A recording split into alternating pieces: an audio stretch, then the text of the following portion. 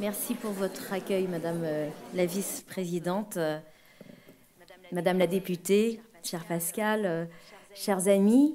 Je suis très heureuse d'être parmi vous aujourd'hui pour faire un point d'étape, effectivement, sur cette importante, de plus en plus importante médiation numérique pour garantir la cohésion sociale et l'égalité entre nos territoires. Avant de m'exprimer plus avant sur ce sujet, je vais me faire remettre un rapport parlementaire par le sénateur Pierre Camani, qui représente aussi le député Fabrice Verdier. Tous deux ont travaillé sur le sujet du service universel des télécommunications.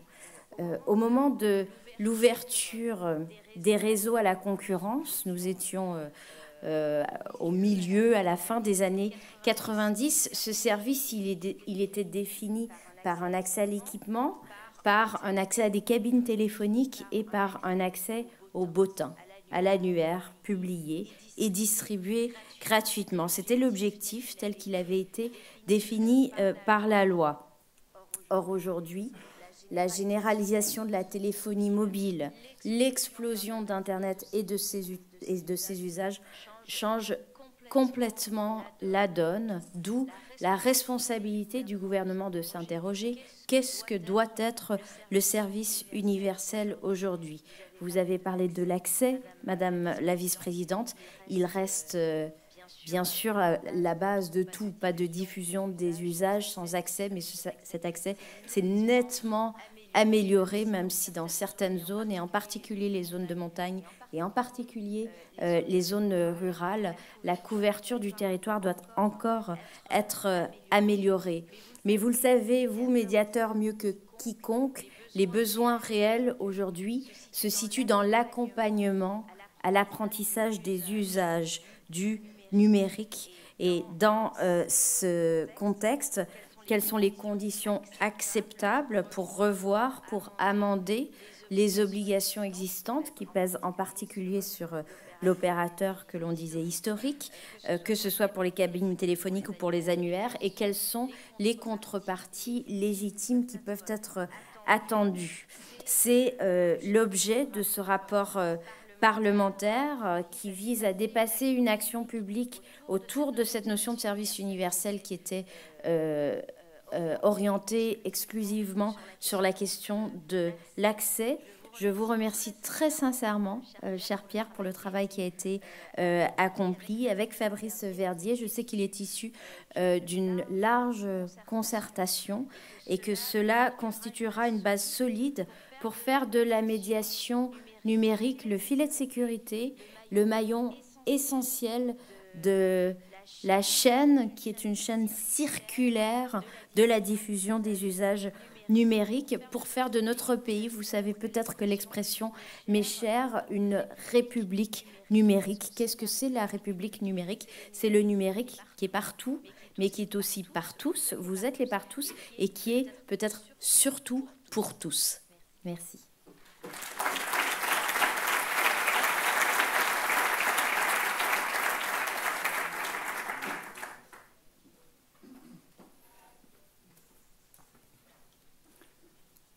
Madame la ministre, Madame la députée, Madame la vice-présidente, mes chers collègues, Mesdames et Messieurs, permettez-moi tout d'abord d'excuser effectivement mon collègue Fabrice Verdier, député du Gard, retenu dans sa circonscription. Vous connaissez les circonstances. Aujourd'hui, il est retenu pour des raisons exceptionnelles et bien sûr, il regrette de ne pouvoir être présent à ce moment crucial de notre travail. En préambule, je souhaite particulièrement remercier les organisateurs et les participants aux ateliers cette matinée. Je me réjouis de ce bouillonnement d'idées et de pratiques que nous avons pu constater tout à l'heure, de pratiques nouvelles engendrées par cette révolution numérique que nous vivons quotidiennement sans toujours en mesurer la portée. En mars 2014, votre prédécesseur, Madame Fleur Pellerin, nous a fait l'honneur de nous confier une mission parlementaire dans le but de réfléchir à l'évolution des besoins numériques des citoyens, dans la droite ligne du rapport du Conseil national du numérique qui vise à promouvoir une nouvelle politique d'inclusion numérique. Dès votre prise de fonction, vous avez confirmé cette mission. Le 4 octobre dernier, le Premier ministre a lancé avec vous, en partenariat avec le Conseil national du numérique, une grande concertation citoyenne sur les enjeux sociétaux et économiques liés aux transformations numériques. Cette consultation inédite servira de terreau pour l'élaboration du futur projet de loi numérique dont la France a besoin. Les assises de la médiation numérique s'inscrivent dans le prolongement de cette vision ambitieuse et stratégique du numérique français. Permettre à chacun de tirer parti des possibilités offertes par le numérique représente une priorité de l'action du gouvernement aujourd'hui.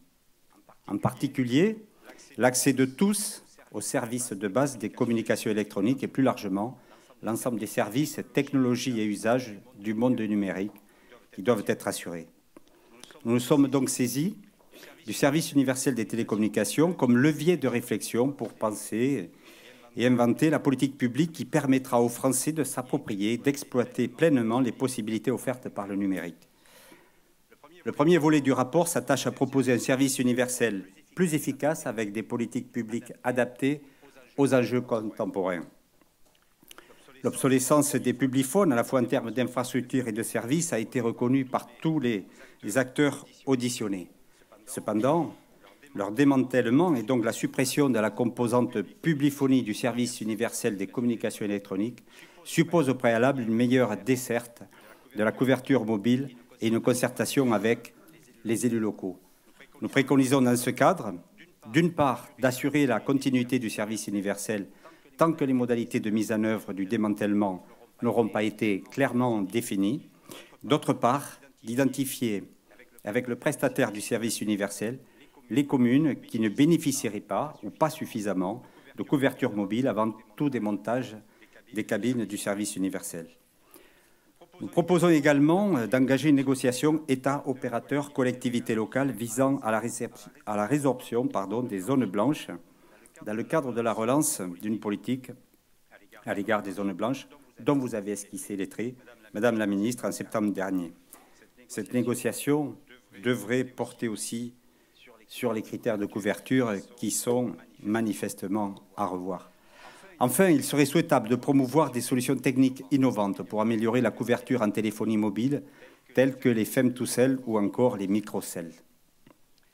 Nous préconisons également des mesures visant à améliorer l'accès à la réduction sociale téléphonique, qui est sous-utilisée aujourd'hui, et nous proposons au gouvernement de porter auprès de la Commission européenne des assouplissements de la directive Service universel afin d'encourager la fourniture d'offres sociales multiservices, téléphone, TV, Internet, par l'ensemble des opérateurs de communication électronique dont les prix, dont les coûts peuvent être parfois inférieurs à la composante réduction sociale téléphonique. Nous avons aussi identifié un problème de dégradation de la qualité de service par le prestataire de la composante téléphonie fixe du service universel. Conséquence, nous souscrivons à la création d'une fonction de médiateur entre le groupe prestataire et les élus dans chacun de ces centres régionaux afin de faciliter et d'accélérer les remontées d'informations sur l'état des réseaux et sur les usagers en difficulté, à l'instar de ce que fait EDF aujourd'hui. Dans la seconde partie du rapport, nous sommes attachés à envisager des mesures visant à développer la maîtrise des usages des outils numériques. Le numérique participe de manière radicale à la transformation des activités humaines, nous le constatons tous les jours. Il modifie le fonctionnement de nos entreprises et de nos organisations. Dans un souci d'égalité, de solidarité, de justice sociale, de compétitivité économique, les compétences numériques et l'usage citoyen responsable et protégé des technologies doit devenir l'affaire de tous. Il nous appartient de veiller à ce que le développement de ces technologies ne conduise pas à accentuer les clivages existants. Aujourd'hui, l'État doit veiller à ce que toute personne puisse acquérir les compétences numériques qui lui garantissent un accès au droit, à l'emploi, à la connaissance, à la vie collective. Il est aujourd'hui vital et urgent de favoriser cette inclusion numérique. Nous proposons donc de développer le maillage des territoires en lieu de médiation numérique suffisamment dense pour garantir l'accès de tous les citoyens à ces lieux. Parallèlement, la création d'une fédération nationale de la médiation numérique pourrait faciliter la mise en œuvre de diverses mesures d'agrément public qui favoriseraient l'accès au financement.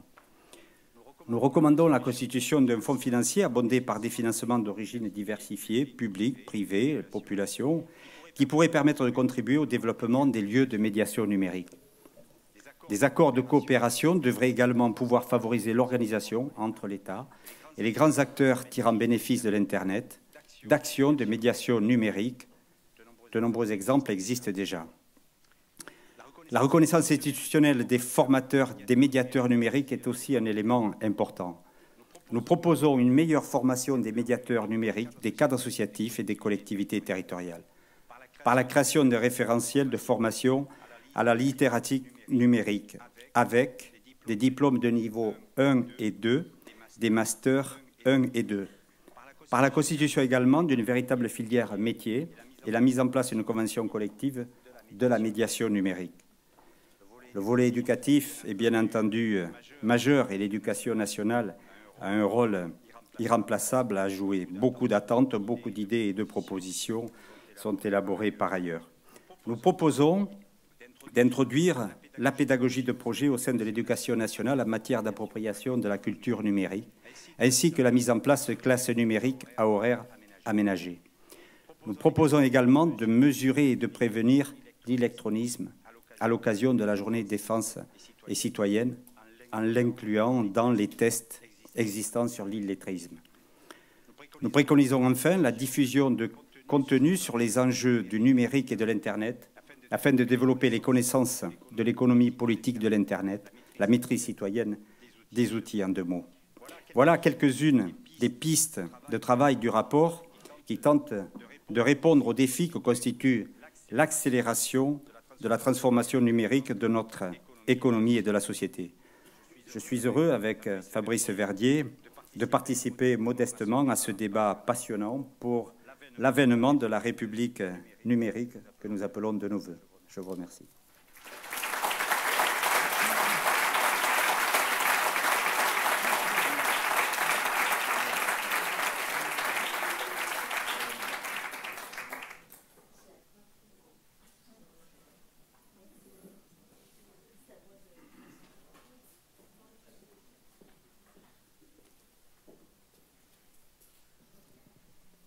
Merci beaucoup, cher Pierre, pour ce rapport qui est fourni et qui éclairera véritablement le sens de l'action du gouvernement sur ces enjeux qui sont très bien identifiés et ces pistes de travail et d'action concrètes qui nous permettent d'avancer assez rapidement sur un certain nombre de points.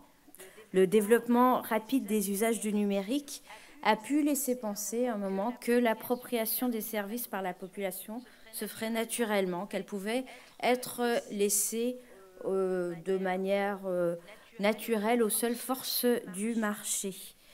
Et il y a près de 15 ans, la mise en place par le gouvernement Jospin est venue démontrer s'il en était besoin qu'en réalité, une action coordonnée de l'État, des collectivités territoriales, des acteurs associatifs comme des entreprises, tous investis localement était nécessaire. Il serait trop facile de faire le bilan de l'inaction passée, mais du point de vue de l'État, dans l'arbitre national et dans le rôle qui est le mien, j'ai tout de même le sentiment que depuis l'ambition qui avait été affichée sous le gouvernement Jospin et qui avait permis des avancées très réelles sur la prise en compte de la médiation numérique, eh bien nous avons traversé une période pendant laquelle l'initiative est venue du terrain, du local, des territoires, des collectivités, des acteurs privés, fort heureusement, mais qu'un pilotage un peu stratégique, en tout cas qu'un rôle proactif de l'État en ce domaine a relativement manqué. D'où ma présence aujourd'hui. Le gouvernement veut, comme vous le faites au quotidien dans les territoires, venir en accompagnateur de votre travail. Pour que le projet de République numérique fédère, le débat, il est nécessaire à tous les niveaux, j'en suis convaincue. C'est la raison pour laquelle j'ai souhaité lancer avec le Premier ministre cette grande concertation sur le numérique en amont d'un futur projet de loi, mais aussi de la déclinaison d'une série de mesures prises par le gouvernement français au niveau national et au niveau européen. Je vous appelle d'ailleurs à y contribuer, puisque cette plateforme qui est supervisée par le Conseil national du numérique est ouverte à tous et que la consultation est en cours. C'est aussi la raison pour laquelle ce débat, j'ai voulu le nourrir en mettant en place en juillet dernier une plateforme consacrée à la médiation. Vous avez été très nombreux à y participer et je vous en remercie. C'est ce débat que j'ai voulu alimenter aujourd'hui en recevant devant vous le rapport de Pierre Camani et de Fabrice Verdier. Et c'est aussi ce dialogue que j'ai souhaité avoir avec vous, que j'ai pu rapidement initier en visitant des ateliers passionnants. Nous avons la chance en France de pouvoir compter sur des solidarités qui sont mieux ancrées qu'ailleurs, qui s'ancrent profondément dans nos territoires, sur une capacité d'innovation qui a toujours existé, mais que le numérique à laquelle le numérique donne un nouveau terreau d'expression et d'émancipation. Nous devons nous appuyer sur ces deux forces, la capacité de solidarité et la capacité d'innovation pour faire évoluer les conditions de l'accompagnement aux usages de nos concitoyens et ce, où qu'ils se trouvent dans les territoires. La médiation numérique a déjà accompli beaucoup pour amener la population aux usages. Elle doit sans doute évoluer pour offrir les moyens du développement d'une culture numérique beaucoup plus élargie au sein de l'ensemble de la population qui va des usages essentiels à des formes plus évoluées de travail collaboratif, voire de production numérique. Le rapport qui vient d'être remis confirme que nous avons changé d'époque.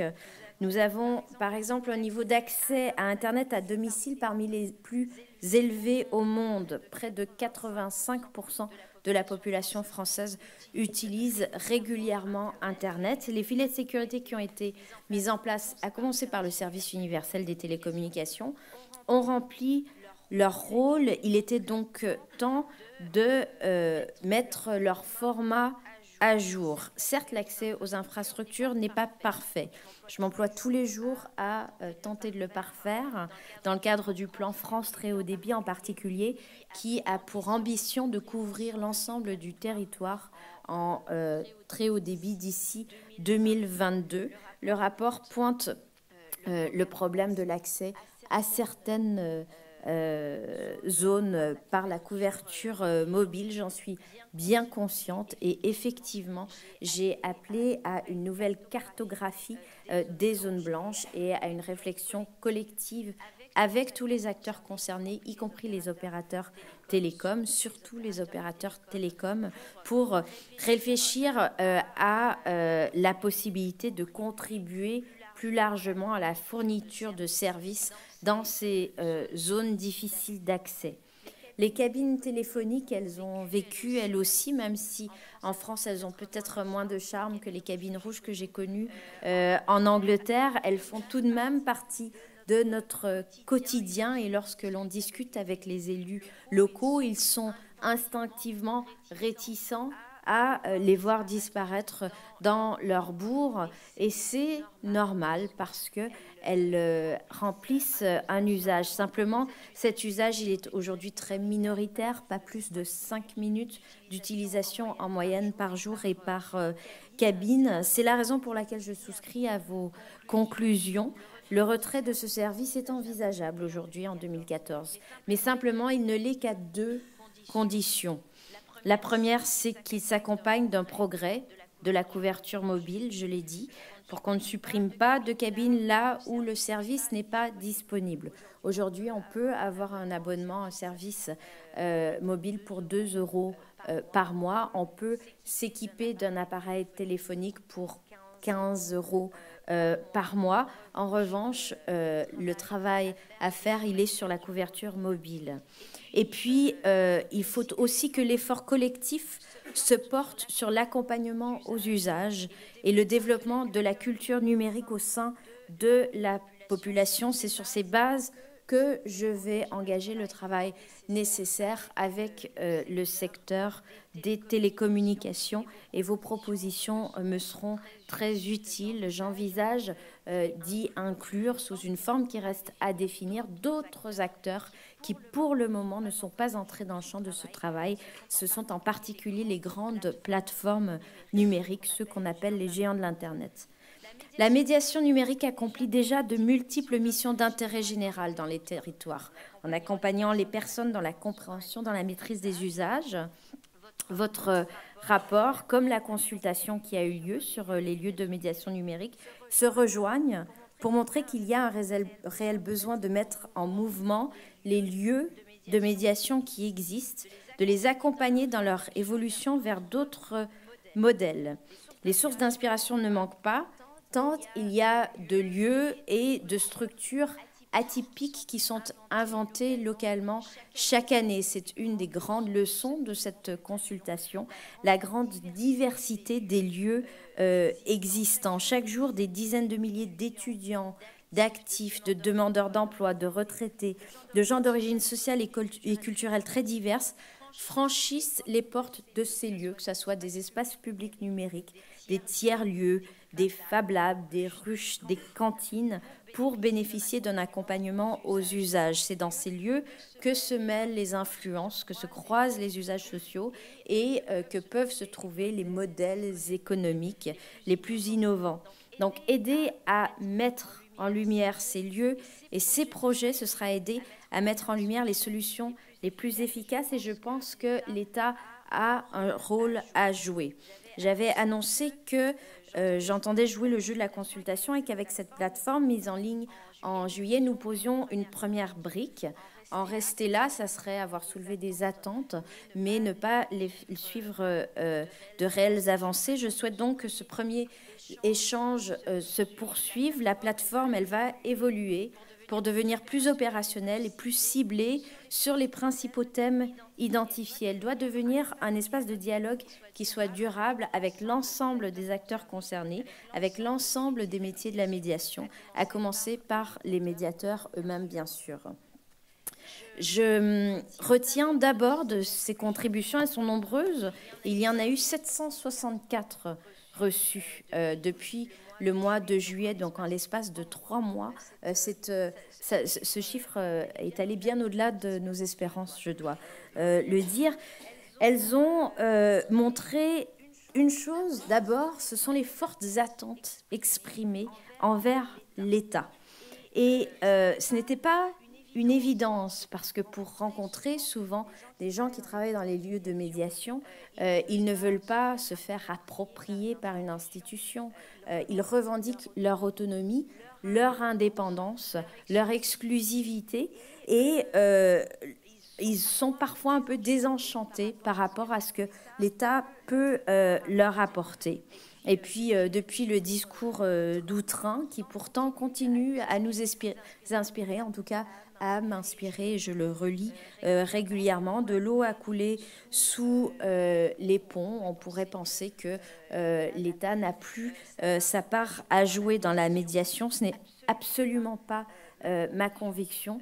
Si l'État ne partage pas l'objectif d'inclusion numérique que tous les jours les acteurs mettent en œuvre sur les territoires, eh bien, ils risquent de renforcer l'inégalité dans l'accès et dans l'utilisation des usages et des services numériques. C'est la raison pour laquelle, mais dans une réflexion qui se veut nouvelle, je crois que l'État qui est attendu de votre part, c'est un État qui met en valeur et en réseau les initiatives locales. C'est un État qui veille à la reconnaissance et à la formation des médiateurs, qui ouvre les partenariats nécessaires avec les institutions et avec l'école et l'éducation nationale en particulier, avec le monde économique aussi, avec les acteurs de la formation. Donc c'est un État qui accompagne un mouvement qui ne l'a pas attendu pour faire de la médiation et pour faire du numérique un facteur individuel et collectif d'émancipation. Mais en tout cas, ce n'est pas un État prescripteur. C'est un État qui aide à une mise en mouvement, à une mise en réseau et à une circulation des usages.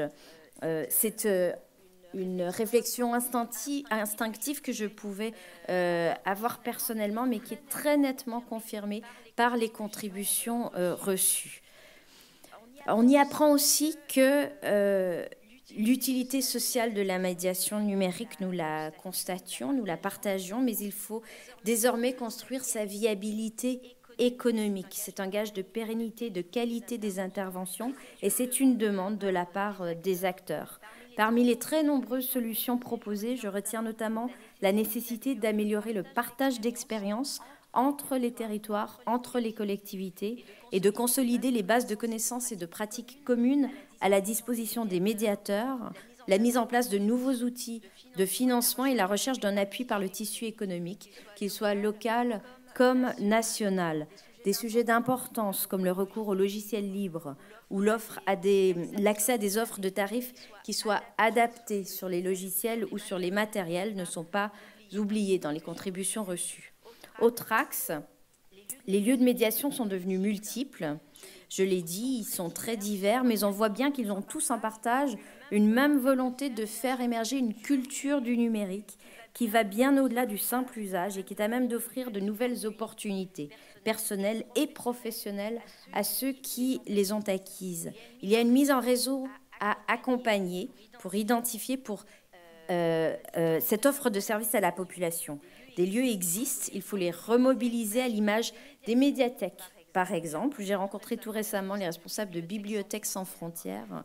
L'idée des bibliothèques mobiles à l'heure du numérique en travail avec les médiathèques et avec les CDI, pourquoi pas des écoles, est très intéressante. Cela ne veut pas dire que la dimension d'accompagnement aux usages essentiels doit être abandonnée.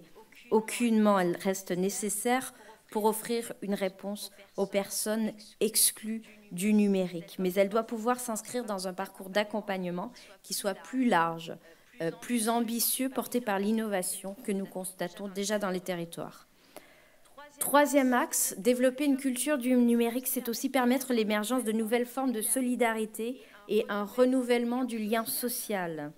Les initiatives réussies, elles reposent sur les fertilisations des compétences, que ces compétences soient techniques, numériques, artistiques, culturelles, économiques, au profit de projets solidaires, parfois issus de l'économie sociale et solidaire. Il y a une réelle demande pour aider à mutualiser ces projets, à les faire essaimer entre les divers acteurs des territoires. Il y a aussi un besoin d'identifier de nouveaux modes de financement à l'image du financement participatif qu'on appelle en bon français crowdfunding, qui pourrait s'adapter à des projets de cette nature.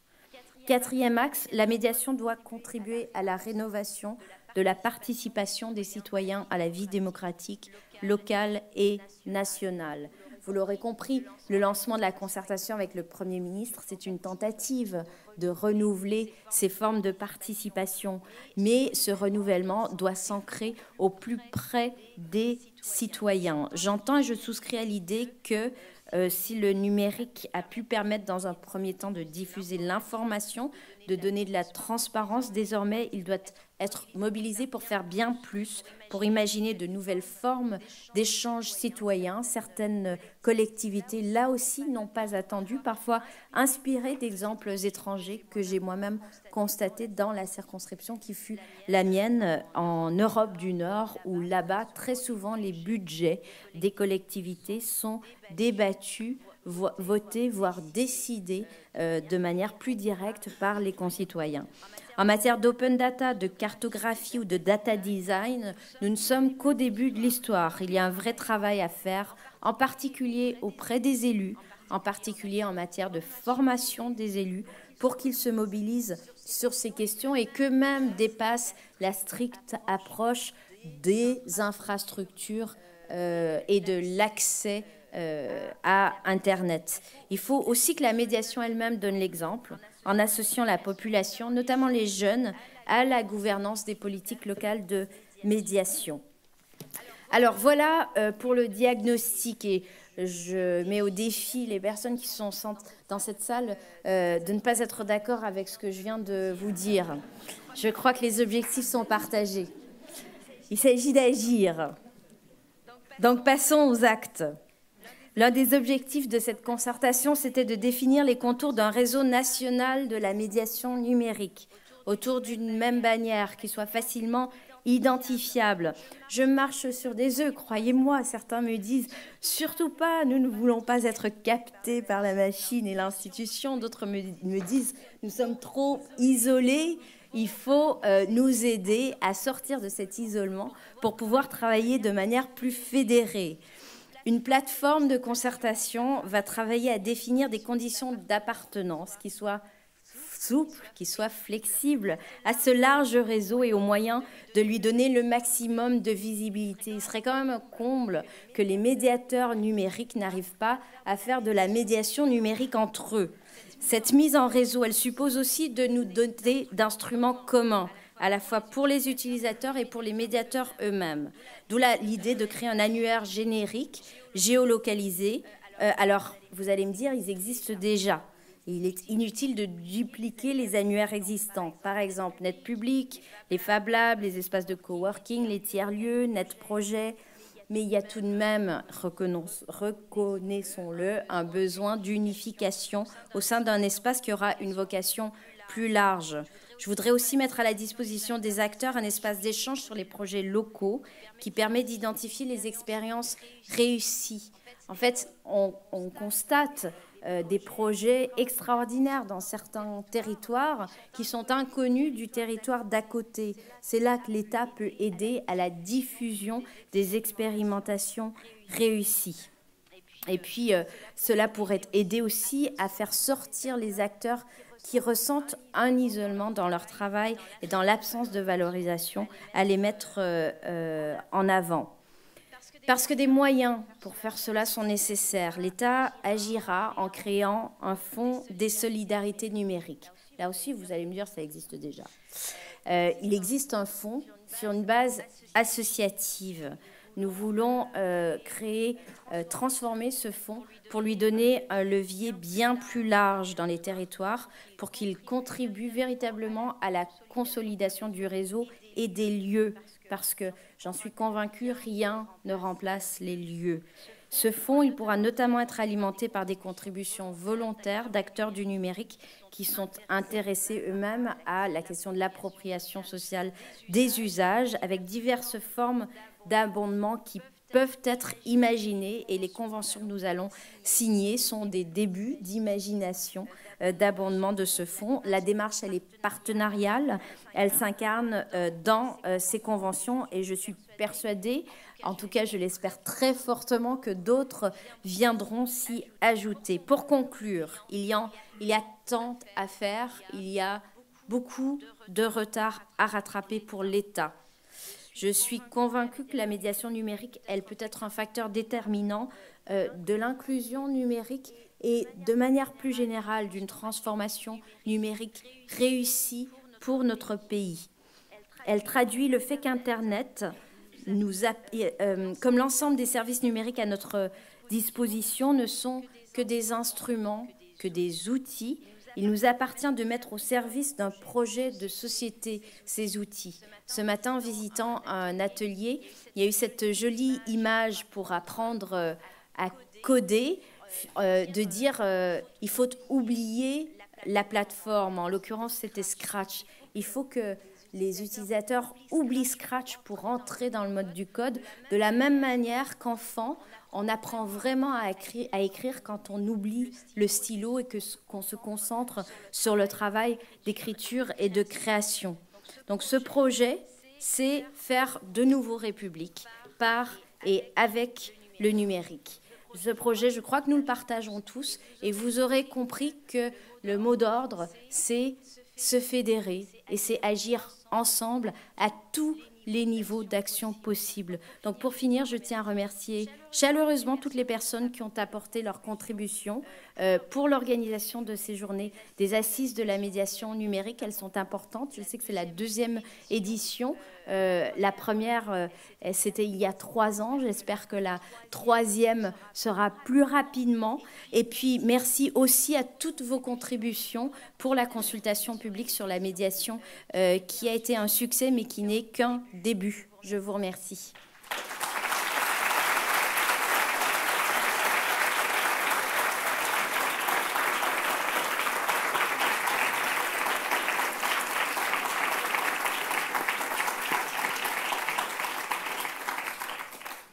Bonjour, je suis Francis Pisani et je suis chargé simplement d'assurer une certaine fluidité dans une démarche très compliquée qui est la signature par 4 personnes des accords qui viennent de nous être présentés et qui vont nous être présentés avec plus de détails.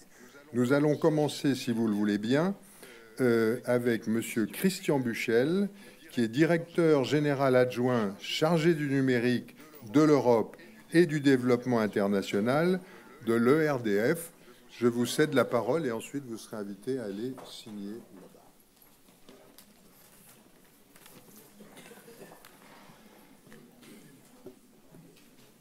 Madame la ministre, alors ça c'est pas écrit sur mon papier, mais merci pour votre enthousiasme. Ça nous fait beaucoup de bien. Madame et messieurs les élus, Madame et messieurs les représentants du monde économique, éducatif et associatif, et puis chers amis collègues qui co-signaient aujourd'hui, je crois qu'on est en train de faire un premier réseau qui, je n'en doute pas, en fera bien d'autres. En tout cas, c'est avec immense plaisir que, en tant que directeur général adjoint de RDF chargé du numérique et effectivement aussi du développement international, parce que je crois qu'il y a un lien économique fort pour la France, pour l'Europe et au-delà. C'est avec grand plaisir que je représente RDF, qui est un service public d'électricité, un service public de proximité. Et puis le faire ici à Bordeaux, j'y reviendrai, a un sens tout particulier. Contribuer à insuffler une nouvelle dynamique, un souffle encore plus numérique, au partenariat que nous avons eu finalement la très bonne idée d'engager, je crois que c'était en 2011, avec la délégation aux usages de l'Internet, est à la fois une fierté et puis une volonté assumée. Je suis chargé depuis quelques mois seulement de la transformation numérique de RDF. Ce sont des infrastructures, mais ce sont aussi beaucoup de données. Ce sont des liens au territoire, ce sont des liens aux clients, ce sont des liens aux acteurs de la transformation énergétique. Et c'est donc un grand chantier de transformation numérique qui a été ouvert au service de la performance du service public. Et donc, Madame la Ministre, j'exprime notre volonté, notre enthousiasme aussi à contribuer à l'extension et à l'amplification du partenariat que nous avons engagé il y a quelques années. C'est parce que nous sommes aussi satisfaits du chemin fait avec la DUI. Il y a des choses, vous avez terminé votre intervention par qu'est-ce que nous allons faire. Donc il y a des choses concrètes. Je crois qu'il est de notre responsabilité de mettre sur le chemin et de booster. Et c'est dans cette histoire déjà réussie que nous inscrivons notre engagement nouveau pour la promotion et le développement des usages du numérique au bénéfice de tous. Alors ce partenariat s'inscrit véritablement, et je dirais parfaitement, au cœur du nouveau projet d'entreprise de RDF. En effet, nous voulons faire de la révolution numérique, qui a une vertu forte, c'est que la réponse à une question du numérique, c'est ni oui ni non, c'est comment. Et donc, nous voulons faire de cette révolution un levier de l'excellence du service public de proximité que nous ambitionnons de rendre au quotidien sur le territoire français. Alors, quels sont les engagements dans la convention que j'ai l'honneur de signer, que RDF va prendre ? Je pourrais bien sûr rester très générique, parce que dans toute convention, il y a une partie générique en début, en disant que nous voulons contribuer à réduire la fracture numérique, en tout cas favoriser, si on est plus positif, à une dynamique d'inclusion. Mais plus concrètement, c'est autour de 4 points que nous proposons de nous engager. Le premier, c'est autour du réseau des espaces publics numériques. Nous avons une certaine expérience par les PIMS. Beaucoup de ces PIMS, d'ailleurs, sont labellisés espaces numériques. Donc, nous organiserons, nous impliquerons nos collaborateurs en région à travers des ateliers d'initiation à la découverte du numérique, en lien avec nos activités industrielles, bien évidemment. Et un de ces aspects industriels, c'est le rollout en mauvais français, enfin, le Linky qui sera déployé sur l'ensemble du territoire. Ça sera aussi l'occasion pour nous, à travers ces espaces numériques dans les territoires, dans les quartiers, d'aider l'ensemble des personnes utilisatrices à accéder à leurs données de consommation et à les utiliser de façon efficiente. Et Thierry Gibert, qui est notre directeur régional ici en Aquitaine, se portera comme mise en œuvre, bien sûr, de cette partie-là. Nous soutiendrons aussi la création du label de la médiation numérique. Vous avez lancé un défi pour dire est-ce que nous sommes bien d'accord avec les 4 axes que vous venez de fixer. Donc la réponse est oui. Donc je confirme bien la signature. Je pense que ce label de médiation a beaucoup de vertus parce qu'il va créer le réseau, il va créer une dynamique circulaire qui, je pense, va au-delà des territoires, donner une cohérence nationale. Le troisième point, c'est qu'on poursuivra notre contribution au Fonds de solidarité numérique dans sa nouvelle version que vous avez évoquée et qui a déjà permis des choses très concrètes. Moi, j'ai regardé quelques aspects du chemin qui a été fait. Je pense à Handitab, qui est porté par l'école de demain. Je pense à Awanado, qui est une appli qui permet aux personnes en situation de handicap de trouver des liens, des lieux publics accessibles pour eux. Donc nous abonderons ce fonds. Et le quatrième axe, qui était en fait au début de notre engagement en 2011, nous allons le poursuivre aussi. Donc nous allons reconfirmer cet engagement, c'est autour de Ordi 2.0. Nous sommes une grande entreprise avec beaucoup de salariés, donc beaucoup de matériel. Et donc ce programme Ordi 2.0 qui vise à aider les populations en difficulté à se doter d'ordinateurs via la récupération du matériel de RDF, à laquelle on redonne une nouvelle vie, fera partie du quatrième engagement. Donc, Madame la Ministre, chers partenaires, cette initiative, ces engagements nous honorent et puis nous engagent aussi. Et en Aquitaine, par aux élus ici en Aquitaine, nous sommes, je crois, 2300 salariés en Aquitaine. Donc cette convention, elle s'applique bien sûr pour les salariés en Aquitaine. Ce sera ailleurs, je le dirai de la même façon, mais c'est un engagement de l'entreprise dans son territoire. Pour nous, le numérique, on considère à ERDF que c'est une chance, que c'est un levier d'excellence de nos métiers historiques. Et donc, nous sommes avec humilité, mais conviction, prêts à nous engager à vos côtés. Merci.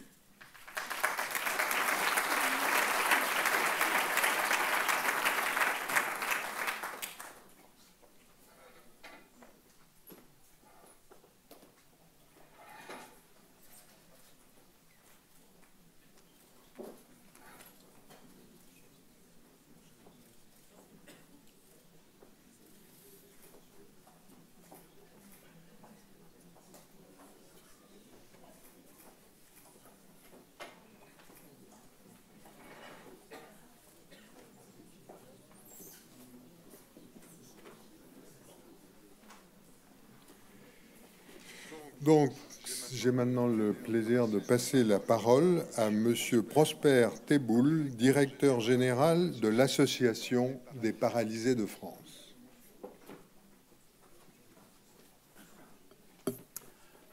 Bonjour.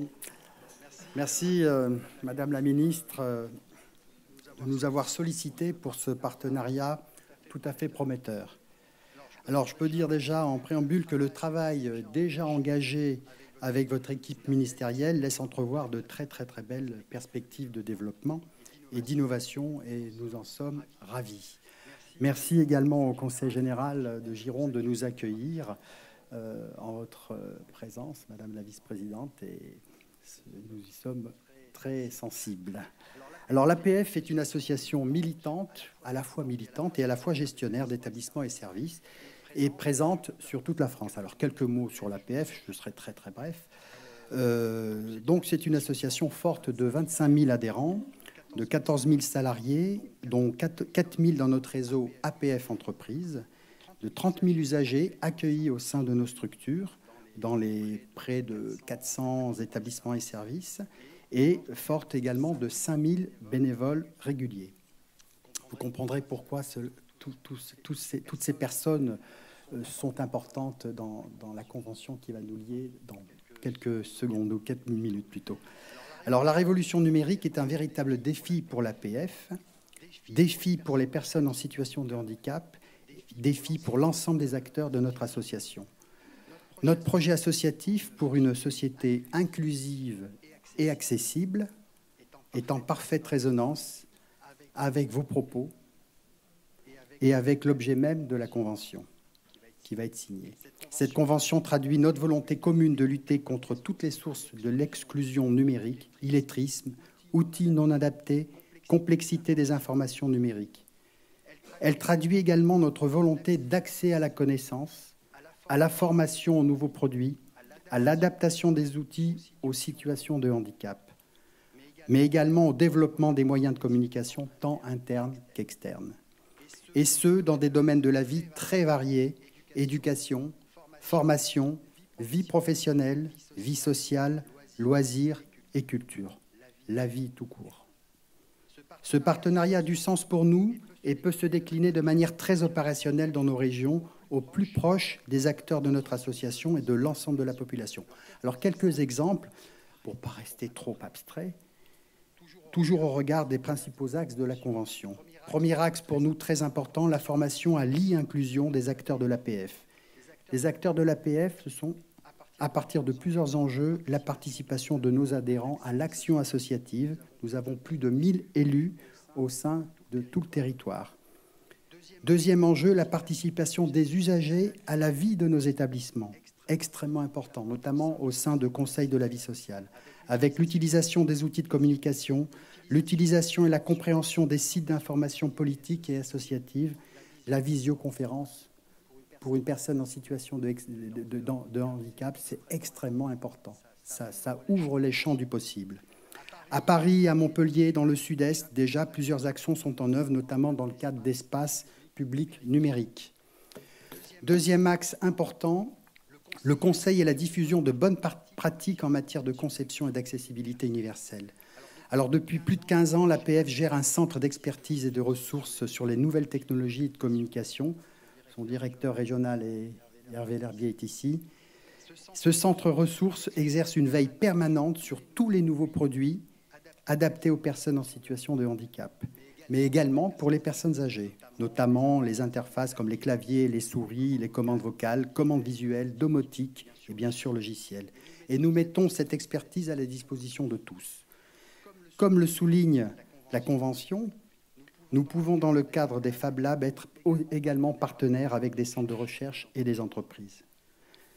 Et un petit exemple en clin d'œil avec nos partenaires ERDF, n'est-ce pas? Nous lançons un événement en mars 2015 intitulé « Investir le numérique » à Lille, donc, et nous sommes partenaires déjà depuis 2010. Donc ERDF et APF ont souhaité s'associer à nouveau en organisant, dans le cadre de la Semaine du développement durable, une journée d'échange sur la thématique de l'inclusion. Un dernier mot pour dire que notre contribution, c'est aussi de participer à la démarche éco-citoyenne par le recyclage de produits. Nos entreprises adaptées, nos ESAT, sont prêtes à examiner les conditions économiques pour apporter leur savoir et leurs compétences. Alors la liste de nos initiatives est longue et notre volonté de nous engager à vos côtés dans cette ère de la transition numérique est sans limite, car c'est une réelle opportunité pour toutes les personnes en situation de handicap et pour l'APF en tant qu'acteur citoyen de la société française. Nous pouvons apporter notre pierre à cet édifice pour tous dans un esprit du vivre ensemble et de la lutte contre toutes les formes d'exclusion. Merci.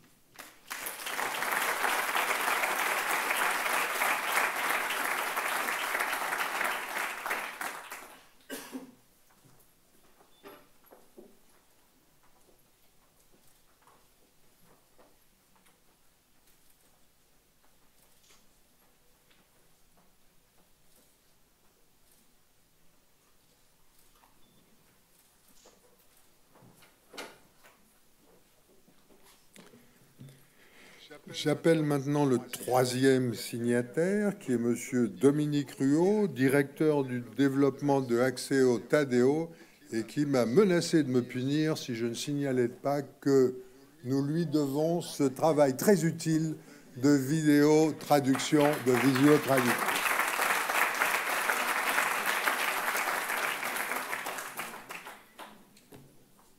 Ah, ça commence pas bien. L'avantage des tablettes. On a voulu faire.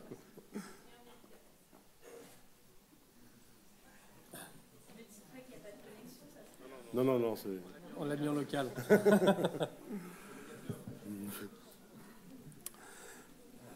Madame la ministre, mesdames, messieurs, je tenais tout d'abord à excuser notre président, monsieur Hervé Allard de Hesse, qui regrette de n'avoir pu être présent aujourd'hui. Axéo est très fier de signer ce partenariat pour rendre accessibles ces lieux de médiation numérique aux personnes malentendantes et sourdes. Notre quotidien est de permettre aux millions de personnes déficientes auditives ou sourdes d'accéder en toute autonomie aux services des établissements publics et privés, et ce partenariat ne fait que renforcer notre volonté. La disponibilité immédiate de nos services via Internet, la transcription instantanée de la parole, la vision-interprétation de la langue des signes, met en relation immédiate et sans rendez-vous les personnes déficientes auditives avec vos agents. Ces personnes pourront alors facilement communiquer sans ambiguïté. Aujourd'hui, Axéo s'est engagé aux côtés de structures publiques et privées comme les villes de Metz, Puteaux, MDPH de la Drôme, Conseil général du Jura, CHR de Metz, la CAMIF, Crédit Agricole, Caisse d'épargne lyonnaise des Eaux et bien d'autres. Et pour répondre de manière efficace, pérenne et dans une logique d'engagement sociétal, il nous a semblé primordial d'implanter nos plateformes et centres de formation en zone rurale, permettant la mise en place du très haut débit. Pour exemple, il y a 2 ans, nous avons ouvert une plateforme dans le Haut-Jura. La ville s'appelle, le village, les Bouchoux, 300 habitants. Ce qui a permis de maintenir la classe maternelle en activité et a créé une dizaine de postes de e-transcripteurs, ce grâce à le haut débit. D'ailleurs, une nouvelle formation de 2 ans commencera en fin d'année. Dans notre démarche sociétale, Axéo est aussi partenaire de la Silver Economy, de l'association Ville Internet et de l'association Solidarité Numérique. On m'a demandé de faire très court. Je vais conclure, Madame la Ministre. Votre démarche en faveur du très haut débit et des usages numériques va permettre à toutes les personnes déficientes auditives ou sourdes de pouvoir communiquer en toute autonomie. Je vous remercie, Madame la Ministre.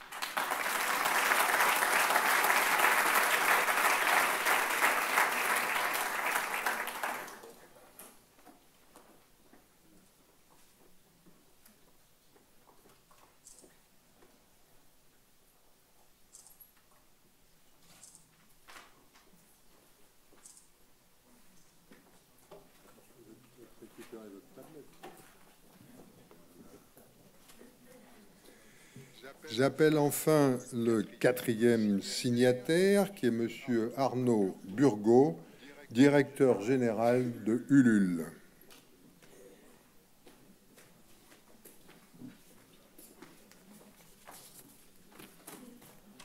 Madame la Ministre, Mesdames et Messieurs, en tant que représentant d'Ulule, je suis très honoré d'être présent aujourd'hui parmi vous pour participer à ces assises.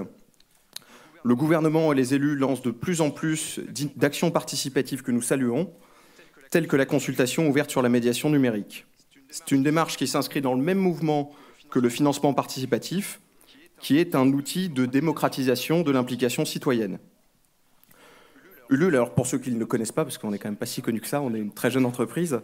Aujourd'hui, on est la première plateforme de financement participatif en Europe, accessible à tous, entreprises, associations ou particuliers, qui permet le financement de projets qui ont une portée collective grâce à la participation des internautes. Plus de 500 000 personnes sont aujourd'hui membres de la communauté Ulule et ont permis le financement depuis 2010 de 6 200 projets culturels, solidaires, artistiques ou entrepreneuriaux partout en France.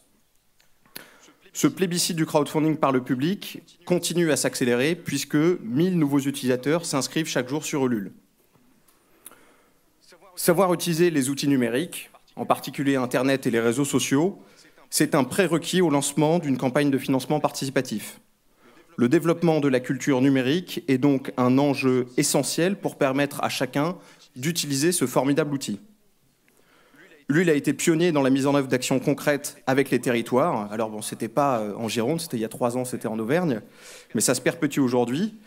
Et donc ça permet de faciliter l'émergence de projets locaux, puisque chaque année, depuis 3 ans, il y a une trentaine d'initiatives régionales qui voient le jour grâce à l'action commune des institutions locales, des réseaux d'accompagnement à la création d'entreprises et de nos équipes. Les partenariats concrets de ce type doivent être encouragés, et la convention de coopération que nous signons ce jour va en ce sens. Alors elle comporte 5 engagements, donc je ne vais pas tous vous les détailler, mais je vais vous parler en particulier d'un qui est sans doute le plus important à mes yeux, qui est un dispositif d'accompagnement et de formation au financement participatif à destination des établissements publics numériques labellisés. Ainsi, les personnes qui auront suivi ce programme de formation adapté pourront accompagner à leur tour les porteurs de projets locaux dans la mise en place d'une campagne de financement participatif. En faisant appel à la foule, les porteurs de projets contribuent à la démocratisation du numérique et favorisent ainsi auprès de leur communauté l'utilisation d'Internet et l'engagement citoyen. Ulule est donc heureux et fier de contribuer aux actions concrètes de la médiation numérique en France. Merci à tous.